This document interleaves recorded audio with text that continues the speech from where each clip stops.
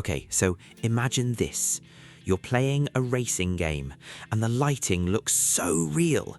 Every single ray of light is being calculated in real time. Like the sun bouncing off the hood of your car, shadows shifting as you fly through a tunnel, reflections that actually look like reflections.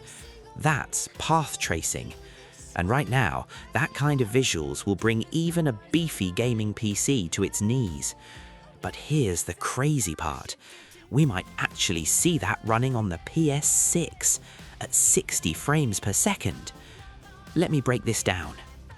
So, first, where are we right now? The PS5 Pro, Sony's more powerful mid-gen upgrade, was never really expected to run path tracing at any playable frame rate, like nobody thought it could do it. But then Codemasters, the team behind F125, just casually showed it running path tracing on the PS5 Pro at 30 FPS, at 1080p internally, upscaled to 4K. And it wasn't even struggling, it had headroom left over. How did they pull that off? They used some seriously clever optimization work called Orca, developed by EA's research team, Seed. Basically, they cut the render time nearly in half. What was taking about 42 milliseconds per frame, they got it down to around 23 milliseconds.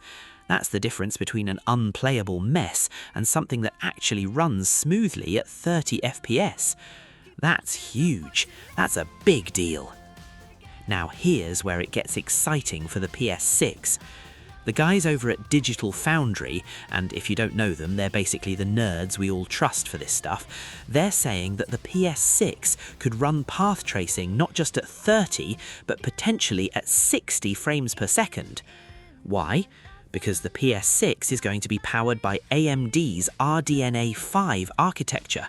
And apparently, RDNA 5 was literally built for ray tracing and path tracing workloads. It's like this GPU was designed with exactly this kind of rendering in mind. So if the PS5 Pro, which is way less powerful, can already do path tracing at 30 FPS with smart optimizations, then the PS6 with 10 times the ray tracing performance? Yeah, 60 path tracing FPS starts to sound very real. And think about what that actually means. Right now, to get path tracing running well on PC, you're talking RTX 4080, RTX 4090 territory. We're talking expensive, hot, power-hungry graphics cards. And a console sitting in your living room could be doing that. That would genuinely be insane.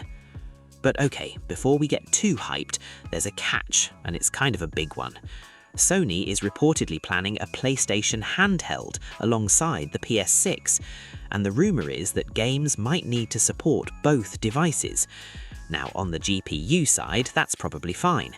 You just lower the resolution on the handheld, the GPU handles it, not a big deal. The problem is the CPU. A handheld is going to have a weaker processor to save on battery and heat, and unlike graphics, not everything just magically scales down when you lower a resolution. Things like physics simulations, crowd AI, all the stuff happening in the background that makes a world feel alive, that's CPU work. And if developers have to make their games run on a weaker CPU, that could mean less people on screen, less realistic physics, less of the stuff that makes next-gen games feel next-gen. A known AMD insider on NeoGAF actually called this out directly. They said the GPU is not the issue.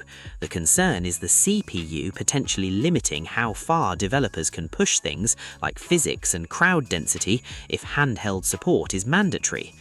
So it's kind of like Sony might be putting a speed limiter on the PS6's engine just to keep the handheld in the picture. Now, look, none of this is confirmed yet. We don't know for sure if handheld support will be mandatory. And developers are creative. They find ways around limitations all the time. But it's something worth watching closely.